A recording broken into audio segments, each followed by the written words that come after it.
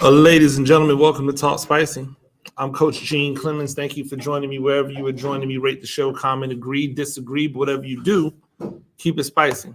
5-star ratings are appreciated. If you're joining me on the YouTube channel, make sure you like, make sure you subscribe. Shout out to everybody on Twitter and everyone else, the Twitch gang, all of you. You know what the vibes are. Yesterday, I spent a lot of time talking about Cam Newton and what Cam Newton was doing with 7-on-7s.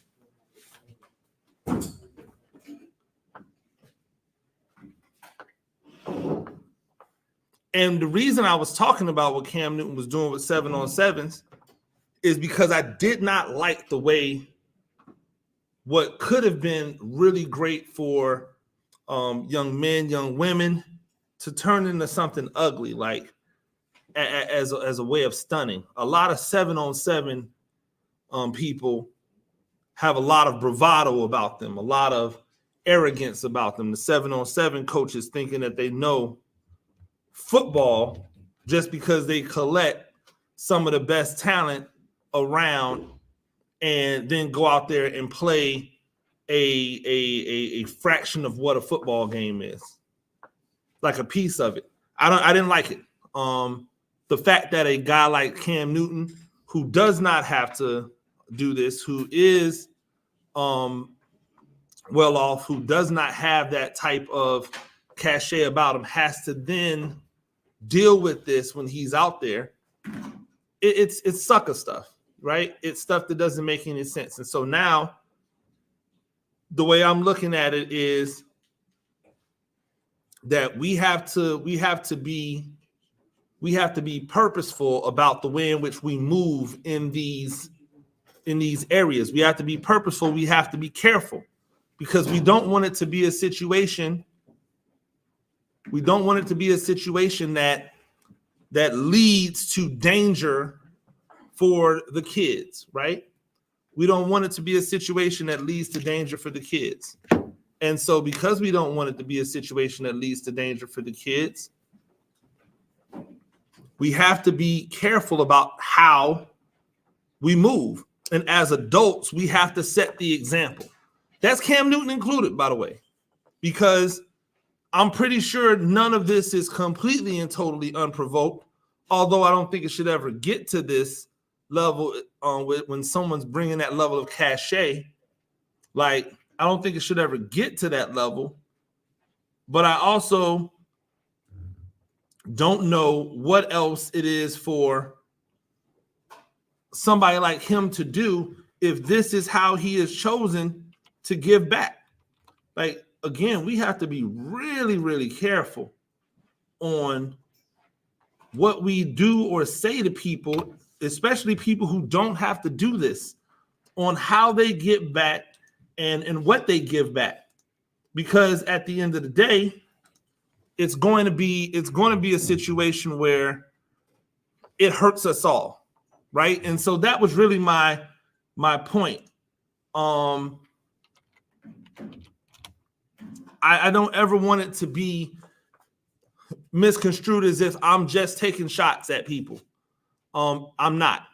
But if it is construed that way, let me be perfectly clear. I don't care. Like, I would not have spared them dudes if I was Cam Newton. I would have beat the whole entire brakes off of them, because that's not a good look. Nothing should ever get you to that point when you are in a public setting when this is supposed to be about kids.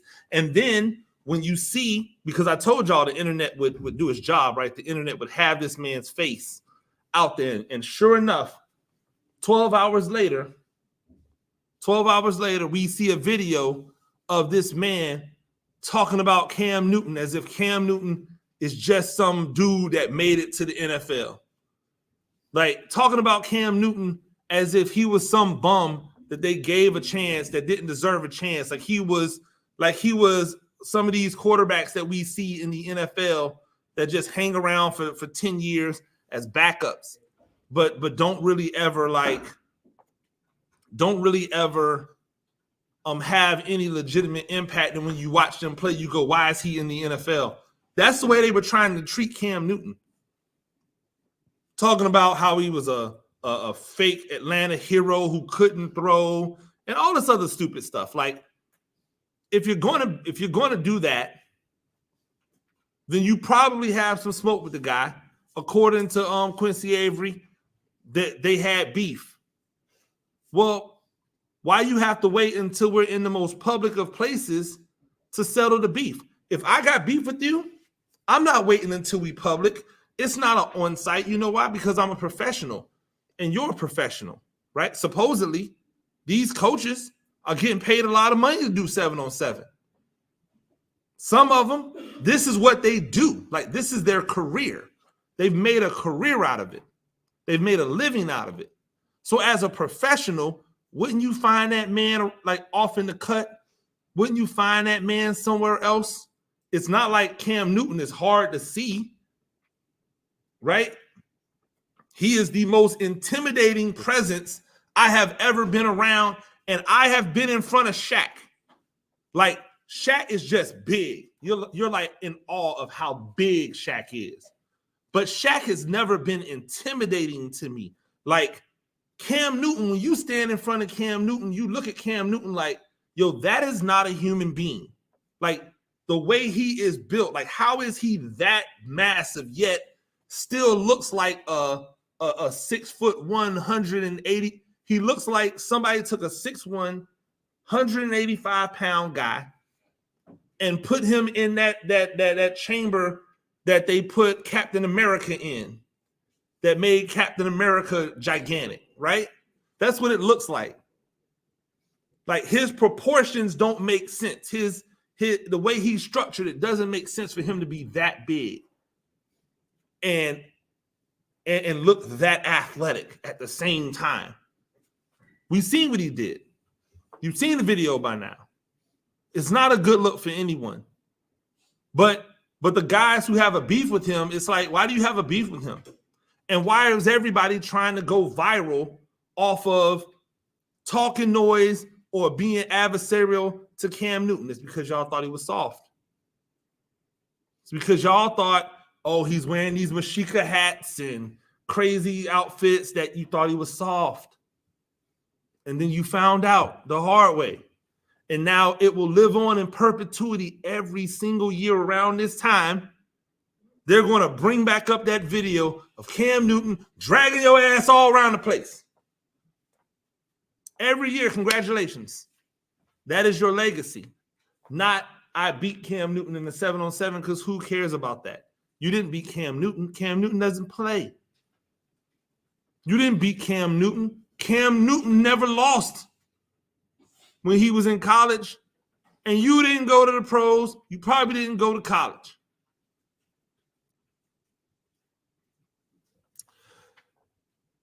It's interesting, right? It's interesting when we start talking about the issues with kids and how to protect kids and what's best for kids. I look at the LeBron James situation, and the only thing I have to say when it comes to LeBron and LeBron's kids is, Dub, what you expect him to do? What did anybody expect Cam Newton to do? I'm sorry, not Cam Newton, LeBron James to do, who, by the way, another presence, right? Another figure that you're like, how is this dude human? But what would you expect Cam Newton to do when people start posting reports that Bronny James is out of a mock draft, out of an ESPN mock draft? His response was, hey, let these kids enjoy college. Like, why you got to put let them enjoy college, right? Y'all response out there in the world, because you're petty and you're looking for any reason to hate on a guy that we should be celebrating whenever we get an opportunity to. Your responses were, well, that's not what he was saying last year. He didn't keep that same energy that he had last year. Let me remind you what he said last year in March. Last year in March, he said he was watching some basketball, and he said that Bronny was better than some of those guys right now. Right? And so that's what they're making an allusion to. Like, well, last year you were saying that Bronny was ready for the NBA. He was better than all of these guys right now. He could play for the Lakers right now. You want to know what happened between last year and now? Bronny damn near died. That's what happened. I hate to break the news to you people, but your thought process changes when your 18-year-old son damn near dies.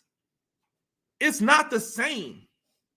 You're not going to keep the same energy. And for all of you goofies out there that think that he should keep the same energy when he's dealing with the fact that he almost lost his son at 18 years old, you are tripping. What is he supposed to do? Of course, Bronny's not the same as he was, or not on the same trajectory as he was last March.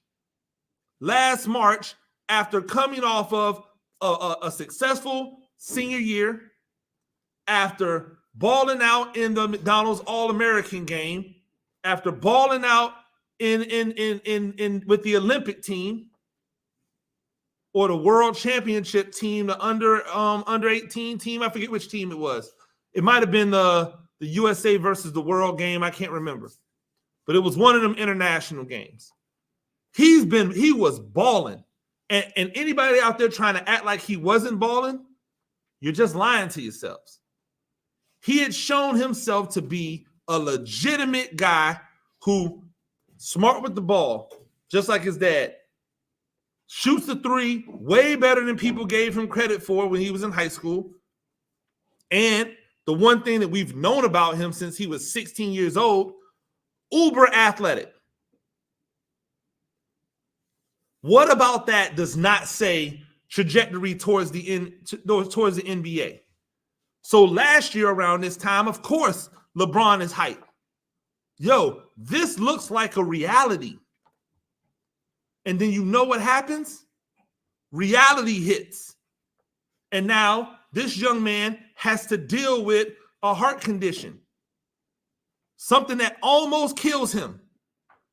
And then a few months later, he's playing basketball and y'all want to criticize him because he's not lighting it up. He's probably still nervous playing ball. He's probably still apprehensive playing ball. When Sharif O'Neal had heart issues, it took him several years to get back. He'll probably never be the same. When what was his first name? Green, who used to play for the Boston Celtics, when he had his heart situation, he was out of the game for a couple years. Then teams were apprehensive to put him in. You got to remember, because nobody wants to be the entity that has somebody die on the court. We remember what that's like with Hank Gathers. Nobody ever wants to see that again. So everyone is super apprehensive. And through all that, Bronny James has still played well. He just might need another year. He might need another 2 years. Who cares how many years he needs?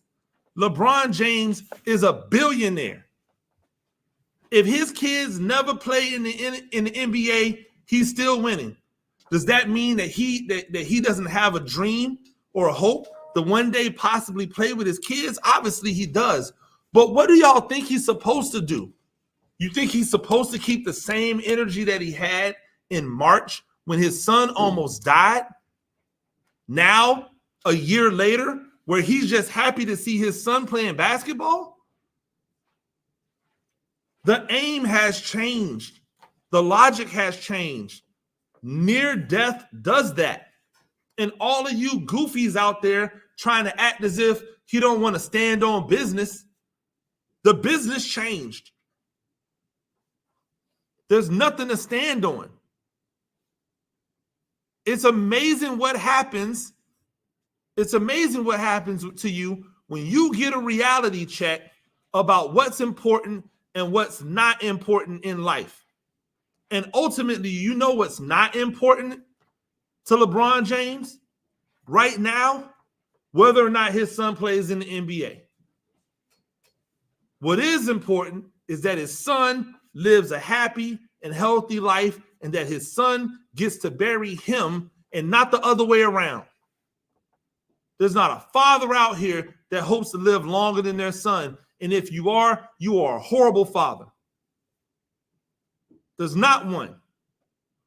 There's not a father in the world that wants their son to bury, that wants to bury their son. There's not a father in the world that wants to see their son gone at 18, 19, 20 years old. So excuse him if he doesn't have the same thought process this year as we enter into March that he had last year in March. If you people can't understand the why, then it's a problem. It's not a him problem.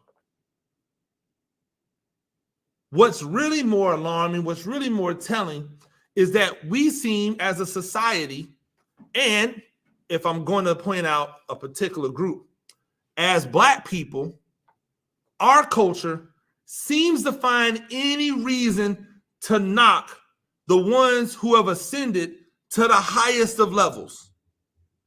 For whatever reason, we want to find a reason to knock them. Jay-Z's a billionaire. He's doing great things. Oh, yeah, but Jay-Z don't do this. Jay-Z don't do that. LeBron ascends to a highest level, has done it better business-wise than any basketball player has ever done it. Is the second best player in the history of the game, maybe even the first, even though some people don't want to admit it and will never admit it because of some stupid thing that they put out there that doesn't hold weight because they don't hold that same type of smoke for Bill Russell. Like, he's done everything right.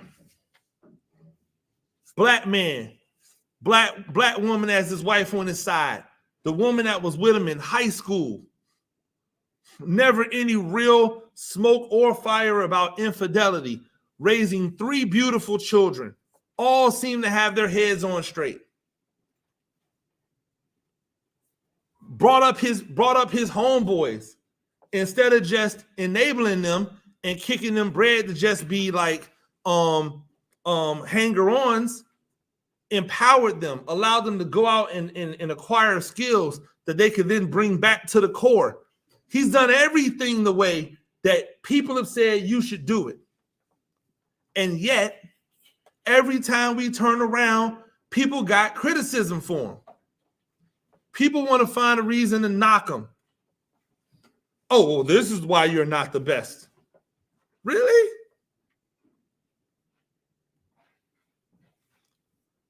It is laughable when we think about the amount of times, that we have seen LeBron James criticized for things that other people have been praised for. LeBron James built a school.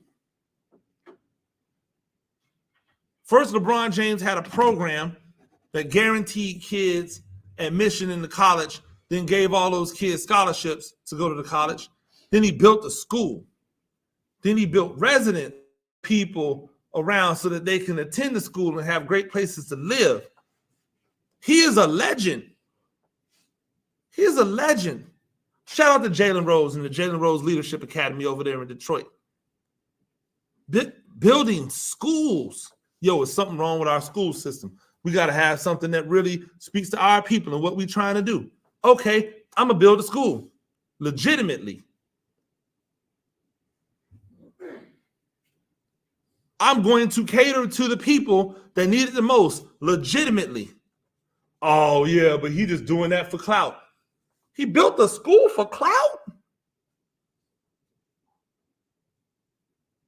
Every single turn this man does good deeds and people act like he's the devil. What does he have to do? Of course he's going to protect his son. What would you expect him to do? You think he's just going to let y'all go out there and like talk noise about his son and not bring up the overwhelming factor and the reason why he probably isn't where he would have been at this time last year if nothing ever happened. He just gonna let y'all sit out there and act like nothing traumatic happened in this young man's life. Like nothing happened that changed the trajectory that he was on. That he just went from being one of those guys with the rocket ship on his back last year at this time to a guy who's just going to be a back end of the bench dude in college. Nothing happened. He just got worse, right? Come on, man. Now, what you going to do next year when he comes out and all of a sudden is averaging like 15 points a game, doing all the stuff that he did in college, because he was never the leading scorer in high school. He was never the leading scorer on his travel team. That's not his game. Not everybody that goes to the NBA doesn't get to the NBA because they were the leading scorer on their team. They get to the NBA because they have a game that translates to the NBA. Let's review what Bronny James does well. Super cerebral, super athletic, can shoot the three, plays great defense. Last time I checked, those are the factors that get you to the NBA. And if your last name's James and your first name's LeBron, then you probably have a very good chance of getting there. Guess what we're going to see? Whether you goofies like it or not, we are going to see LeBron James Jr. in an NBA jersey. The same way we saw Glenn Rice Jr. in an NBA jersey. The same way we saw Tim Hardaway Jr. in an NBA jersey. The same way we saw Kenyon Martin Jr. in an NBA jersey. Don't act like this is the first time you've seen the son of an NBA player come along and be able to get to the NBA, even if he isn't to the level of his father. The difference is his father still playing. And somehow that messes up your sensibility. Somehow you don't like it. It's goofy work. And we got to be better. It's goofy work, and we've got to be better. You know what else we got to be better about? We got to be able to call out the inconsistencies, right? Because Breanna Stewart just re-signed with the New York Liberty, but she re-signed and she didn't sign for the max, and she didn't sign an exclusive rights deal, which means that she left the thing open, and everybody's like, "Oh, this is great." She left room to be able to sign more players to her team and blah, blah, blah, blah, blah. Here's my problem. If you are a league and you are thriving, then you have to be able to pay the best players in the league the max amount of money, especially when the max amount of money is not life-altering money, is not generational wealth. WNBA players are not making generational wealth on their contracts. So the fact that Breanna Stewart has to take less money is not a good thing. And it shouldn't be on the players to take less money. It should be on the teams to find more money to pay the players. If I am a popular, really good women's basketball player in college, there's no way I come out. Angel Reese, go back to LSU for another year. Caitlin Clark, I don't know if you have any more eligibility left, but if you do, go back to Iowa. They're making more money in college than you're going to make in the WNBA. Maximize that. Like, wring all of the money out of college that you can before you move on. Because you're going to get to the WNBA and the reality is going to set. Is that they are still trying to line their pockets. They're still trying to turn a profit.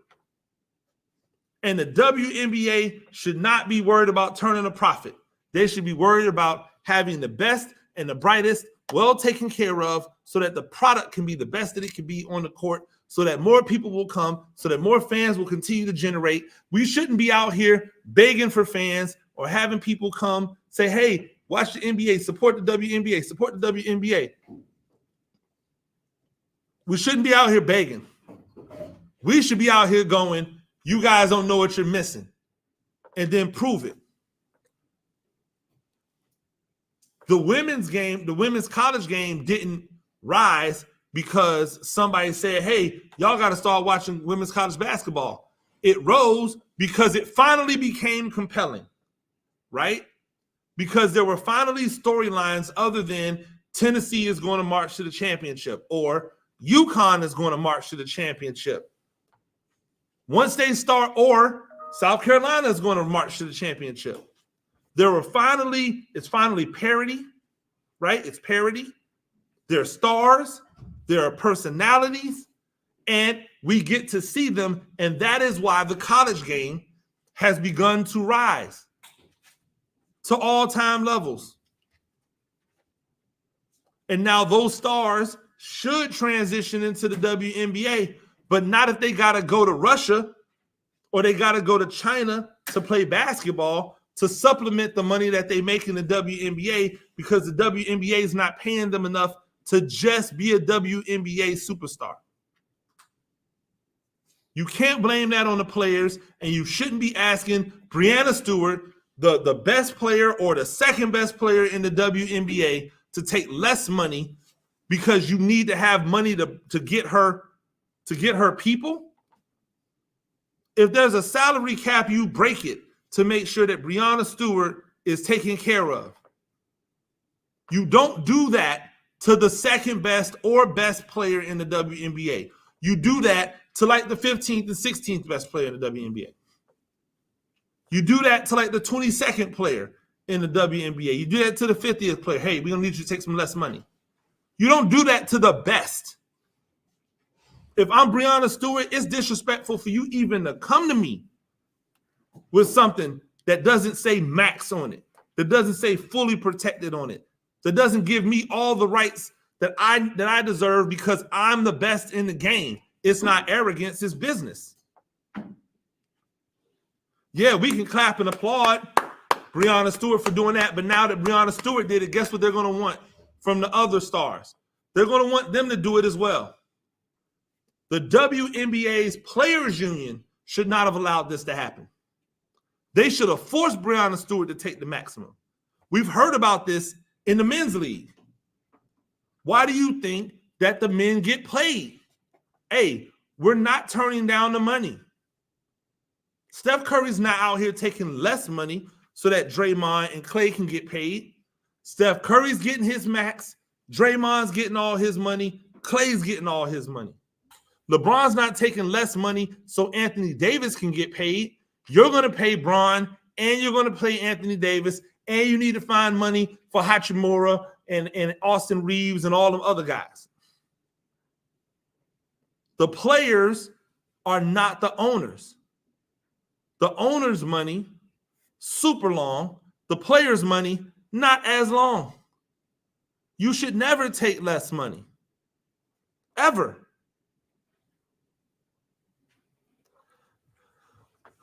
Ladies and gentlemen, that's Talk Spicy. I'm Coach Gene Clemens.